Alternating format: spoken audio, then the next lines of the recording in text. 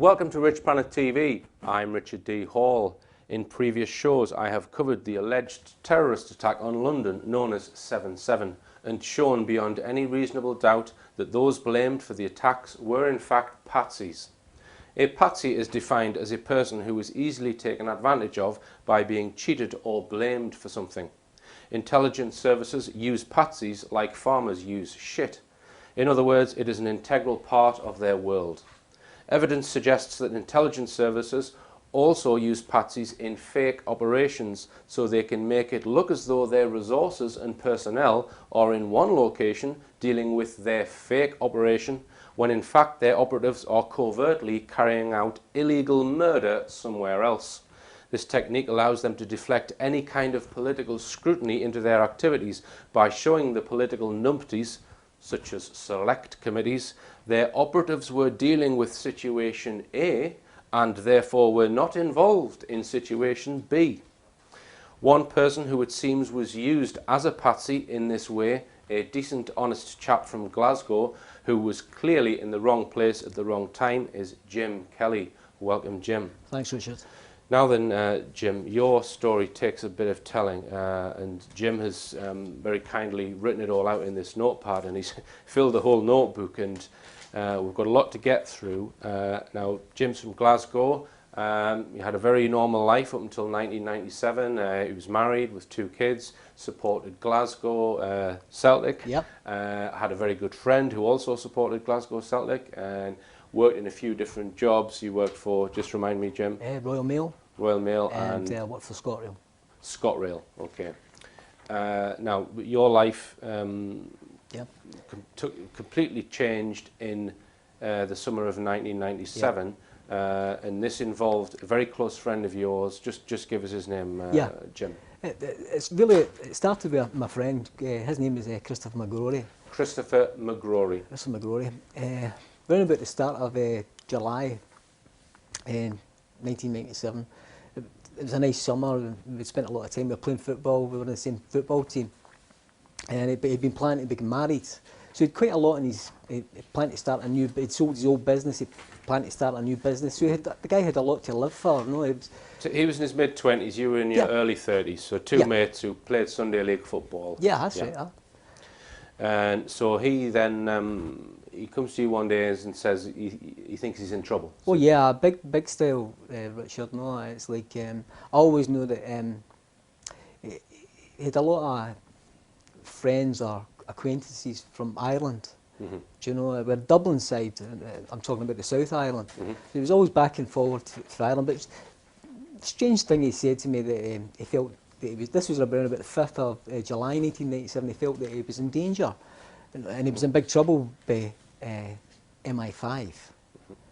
So he said this to you, and you didn't believe or disbelieve him. You just thought that was a bit odd. He said he's in trouble by MI5, with MI5, and he actually mentioned the unit in MI5. Yeah, he did. He says A4. A4. The and he A4 mentioned Thames House. Yeah. Okay. So what does he say to you? I wasn't sure, Richard, but no, he wasn't pulling my leg or anything like that. The guy was consistent. Do you know what I mean? He wasn't one for fabricating things or making up stories or anything like that. So when he said that to me, like, I was listening to him. Mm-hmm. And he did seem kind of worried. I asked him what was the matter, no, but he said, I couldn't tell, I can't tell you, John. Mm-hmm.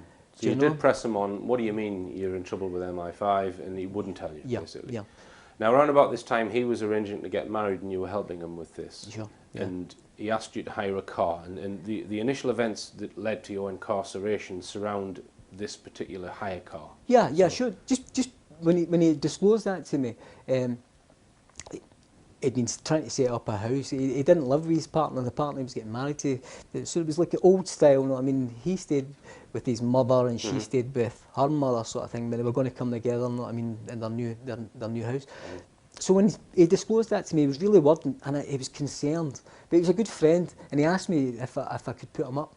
Do you know what I mean, for a few nights and stuff like that. But he ended up coming and staying with me for I'd say about 10 days. Right. You know, at the end of the 10 days, he kind of settled. He became more confident, and he would talk about continuing his plans for his wedding. Mm-hmm. But he did say to me that I didn't have a car. I wasn't working at the time, Richard, but he had money. Right. Do you know what I mean? And he said that, Jim, I'll give you the use of a car. Do you want to rent a cheap car from So did he give you the money to rent the Yeah, car? yeah. So you rented a car in your name because he asked you to. Yeah. It was a Ford car, and you had this for several weeks. Yeah. Right. And you were helping him. Was he using the car, or just you using it? No, it was just me because it was like I was in the east end of Glasgow and he was in the outskirts, the north of the city, right on the Campsie end of the city. So it was a fair distance, no. So, Right. but in order for me to get to him, it made sense, no. I mean, that I drove up and then I could run him about. So you went to meet him this one day, and he's there. You were in this Ford car, and he had a transit van. Yeah, it was strange. He phoned me up and asked me if he could come up, if I could come up to a car park for a supermarket called Asda supermarket in Maryhill. I went to Maryhill into the car park, and he happened to be in a white transit van. Now, I'd never seen the white transit van before. So I got out of the car, went over to the transit van, and he says that he had this van, he needed this van to go and collect a carriage, tow it, something about a new business he was going to start. Like a horse-drawn carriage. Yeah, He's going to do he's them. he's going to do the weddings He's and going to do stuff weddings. like that. Okay, business idea. Okay. Yeah. When I've met him that day, I'd left the car in the car park, Richard, no. So you're talking about from 12:30 to 6:30. So the car's out of sight and it's not been a mad, I don't know what's happened to the car. So it's just been strangely sitting there. What I've done with him is went to a farmer, he's got the wagon, and took the wagon to like a stables for a farmer that he knew. Then he returned me to the car park where I picked up the car and returned to the east end of Glasgow. So where was the car park? It's up Maryhill Road in Glasgow. Okay. Yeah. So we said goodnight and I returned to the east end of Glasgow with my wife and my kids. For the next morning I had a phone call on my landline. This is pre-mobile phone area in 1997, no, so it's like nobody had the... So this is towards the end of July in 1997? Yeah. Yeah. And he rings you and warns you about the car? Yeah, strange, even more bizarre, but he says to me, Jim, under no circumstances go back in that car. I says, listen, don't go near the car. Don't go in that car. No, an alarm bell started ringing, no, I mean, and that was it. He hung up. And I sat and I thought about it, Richard, and I went, what's going on here? No, there's something not quite right. I mean, I'm not stupid, no, I mean, I'm asked to go and pick him up. I leave a car at my site for 6 years. The first time I'd ever done that with the car, I come back here, then he says to me, I mean, a telephone call, don't go near the car. And I start thinking, well, as anybody else would, he's mentioned MI5. So you didn't want to go to the police because he's mentioned MI5, so you went to a solicitor. Yeah, I thought took his advice. I thought about contacting the police. Right? I'm saying, well, if I contact the police, then what's this going to... I'm thinking about him, I'm thinking about his wedding, I'm thinking about the predicament he's in. But I really should have went to the police, I think, no, I mean, and reported it. That's where I should have went. But you took legal advice and your solicitor contacted the police on your behalf. Yeah, that's right. But the solicitor told you don't go in the car. Oh, no, this solicitor was a highly respected solicitor, Peter Forbes, for the Glasgow area. And I had no dealings with the solicitor, so he didn't know me, but I passed the message on to his secretary, and she took it very serious, and she contacted Mr. Forbes, and Forbes contacted me about an hour later, and he says, don't go near the car, but come in and see me in the afternoon when I finish court. And I went in to see him, and I told him the situation. He said, don't go near the car. And I said, well, can you notify the police about it? And he went, I says, I need to get the car returned to Arnold Clark. I said, I don't want anything to do with it. I'm not driving it back to them. So on the 2nd of August, your wife gets up before you and goes off in the car. Yeah, after that, it's like kind of bizarre. I mean, when I came back for the lawyers, the car's sitting there, no, and I'm looking down at it, no, as if it's a ticking time bomb. That's what I was thinking, Richard, honestly. I'm thinking there's something terrible, no, I mean, related to this car. It was really, and I'm waiting on the police coming to take it away. Do you know, I'm waiting, the police come and chat at my door and saying, what's the idea? And I'm phoning up Peter. I says, I've told the police. I says, you've told the police? Well, why are they not here? What's the matter? And I couldn't get a straight answer at him. So I said to my wife, look, I told her the story. I said, don't go near that car. But anyway, it came to the Saturday morning, the one day of the week that I lay in my bed that extra hour. I didn't get up to 9 o'clock. When I got up at 9 o'clock, my two kids are watching the cartoons on the TV. My wife's away. I said, where's your mum? Oh, she's away in the car. I went, oh no. I said, what's going to happen now? But this is, we didn't have mobile phones, Right, so so I then can't contact her. you then get a visit saying that she's been put in some kind of psychiatric hospital. I get a chap at the door at 6 o'clock at night now. She disappears at 9 o'clock in the morning. The first, I'm thinking the worst all day. I contact her mother, doesn't know where she is. Nobody knows where she is. Everything. And chap at the door, it's 2 police officers. It says, your wife's in Parkhead Psychiatric Hospital. Don't worry, she's okay. That was the thing, mate. I can't. And this is a perfectly normal family, no history of no anything. history, Richard. So Any of that. she's suddenly in a psychiatric Yeah, hospital. and I'm thinking, oh my God, know what I mean? I've been told not to get in a car. My wife's took the car away, and she's in a psychiatric facility. Okay, so you go to see her. Tell us what happens. Yeah, well, what happens is I tried to. They said to me, they seem more interested in the car. The police officers, they went like with the keys. You can go and collect your car. It's in the car park at the psychiatric hospital. I'm saying to myself, there's no way I'm getting near that place. Right. Do you know? It was like totally freaky. But I took my kids to my mother's and explained the situation to her. I says, I'm really scared.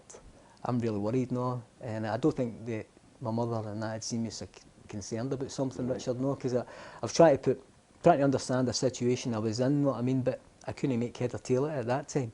But I phoned up the hospital to find out about my wife. They wouldn't pass on any information due to confidentiality. They said, call the next morning. I called the next morning, and Parkhead said that my wife had been transferred to Glasgow. This is Royal Sunday, Infirmary. the 3rd of August, Yep. 1997. So you go to see her in this. Tell us what about the hospital. It wasn't like the general new building of the Queen Elizabeth building.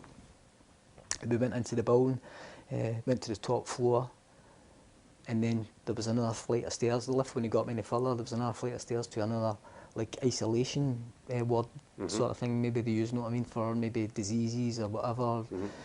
Went into this ward and I kind of looked about it. The people who were in it looked kind of strange.